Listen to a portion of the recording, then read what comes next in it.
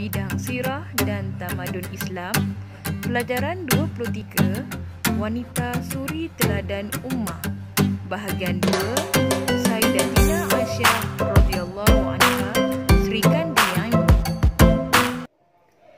Assalamualaikum warahmatullahi wabarakatuh. Kita dah selesai belajar tentang Sayyidatina Khadijah radhiyallahu anha, permaisuri hati baginda Rasulullah sallallahu alaihi wasallam.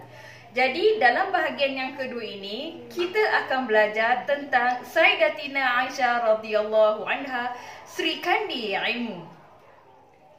Seperti biasa, sediakan pen dan juga buku catatan supaya awak semua boleh mencatat isi-isi penting yang akan awak pelajari dalam video kali ini.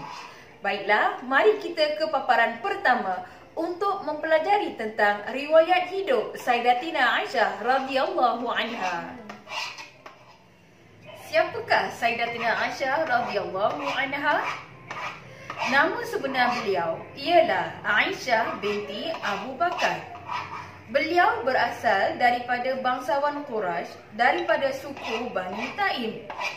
Gelaran yang diberikan oleh Sayyidatina Aisyah ialah As-Sadiqah, iaitu wanita yang berkata benar, dan gelaran lagi satu ialah Al-Humairah yang bermaksud putih kemerah-merahan.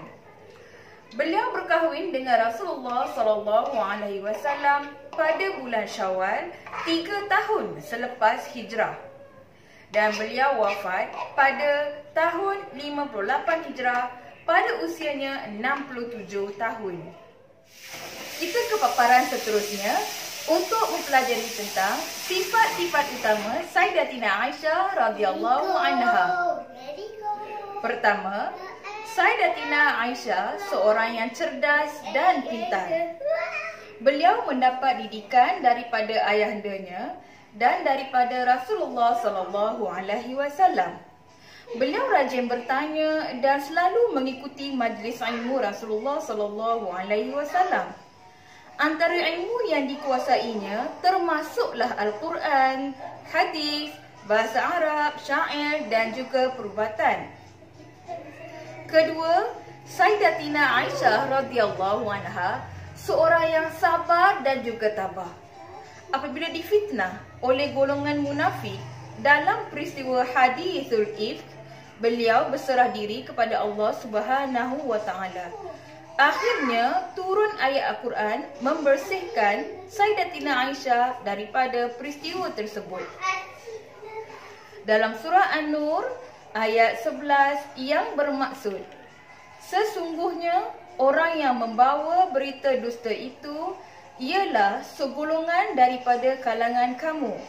Janganlah kamu menyangka, iaitu berita yang dusta itu buruk bagi kamu.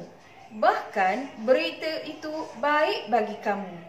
Setiap orang antara mereka akan beroleh hukuman sepadan dengan kesalahan yang dilakukan itu.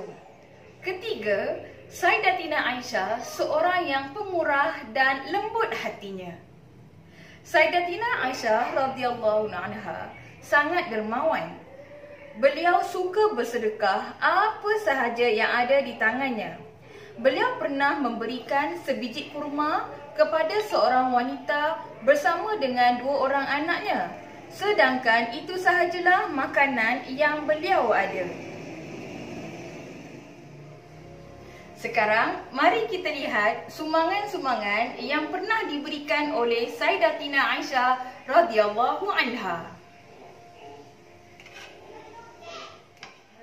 Antara sumbangan yang pernah diberikan oleh Sayyidatina Aisyah radhiyallahu anha adalah dalam bidang hadis. Beliau pernah meriwayatkan tidak kurang daripada 2,210 hadis Rasulullah sallallahu alaihi wasallam dalam pelbagai bidang.